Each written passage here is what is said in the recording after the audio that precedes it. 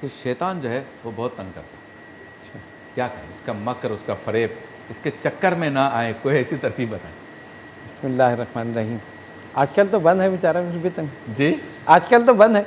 आजकल बंद है। आप बेहतर समझते हैं कैसा बंद है। सही है। असल में मसला ये है कि बुज़ुर्गान दीन ने कई तरीक़े बताए इससे बचने के लिए। तो सबसे पहला तरीक़ा तो नमाज है। 5 वक्त नमाज जो आदमी पढ़ेगा वो शैतान के मकर फ़रेब से दूर रहेगा। सही।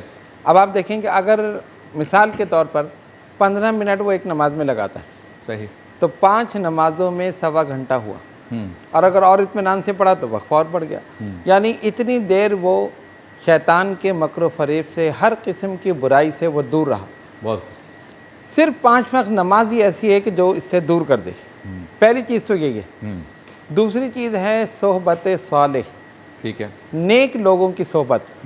जो आदमी नेक लोगों की सोहबत इख्तियार करता है वो शैतान से दूर रहता है। अब बाज़ लोग कहते हैं कि जी अगर जैसे नौजवानों को मना किया जाए कि भाई फ़लाँ जगह ना बैठो, ये गलत सोसाइटी है, वहाँ ना बैठो, उन लोगों के, जी हम तो बैठे में हम कुछ कर थोड़ी रहे।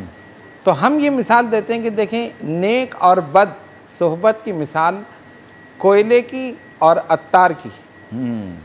आप जो कोयले का काम करते हैं वहाँ जाके बैठ जाएं कि मैं कुछ कर तो नहीं रहा, मैं तो बैठा हूँ। जब उठकर आएंगे तो कपड़े ज़रूर काले हो जाएंगे। वो किराक उड़ेगी ना, कपड़े काले हो गए।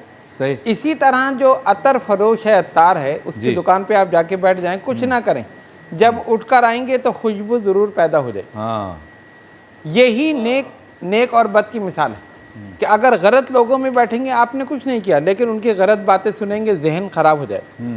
और अच्छे लोगों की, नेक लोगों की सोहबत में, उलमा की, मशाइख की, सूफिया की सोहबत में, तो उसमें क्या होगा कि कोई ना कोई दीन की बात आपको पता चलेगी, कोई अच्छी बात आपको मिलेगी। जब उठकर आएंगे, आपने कुछ नहीं किया लेकिन थोड़ा बहुत इल्म आपके अंदर आ गया। वाह वाह। और आपकी सोच, आपके ख्यालात पाकीज़ा हो गए। ये दूसरा तरीका। सही। और तीसरा तरीका है आमाल में खुलूस। जिसके अमल में खुलूस होगा, शैतान उस पर हमला नहीं कर सकता। हाँ, इल्ला इबादिल मुखलिसीन। अल्लाह ने फरमाया तेरा दाव सब पर चलेगा, मगर जिनकी नियतों में खुलूस होगा उन पर तेरा दाव नहीं चलेगा। गौसे आज़म के पास आ गया, चादर तन गई सर के ऊपर, मशहूर वाक़या जी। ए अब्दुल कादर, तुम पे नमाज माफ़ हो गई, हर हराम चीज़ें जितनी भी थी हमने हलाल कर दी। हाँ। फरमाया ला हौल वला कुव्वता इल्ला बिल्लाहिल अलिय्युल अज़ीम। चादर हट गई और मकरू सूरत में आया। कहते अब्दुल कादर, तेरे इल्म ने तुझे बचा लिया, वरना मैं गुमराह कर देता। अच्छा। फरमाया इल्म ने नहीं, मेरे रब के फजल ने बचा लिया। क्या बात है, सुभान अल्लाह। पता पता चला कि हिदायत पर रहने के लिए सिर्फ इल्म काफ़ी नहीं, खुदा का फजल भी ज़रूरी। वाह वाह वाह। और रसूलुल्लाह सल्लल्लाहु अलैहि वसल्लम की निगाह करम भी ज़रूरी। वाह वाह वाह। और आखिरी चीज़ जो है वो है इस्तिग़फ़ार।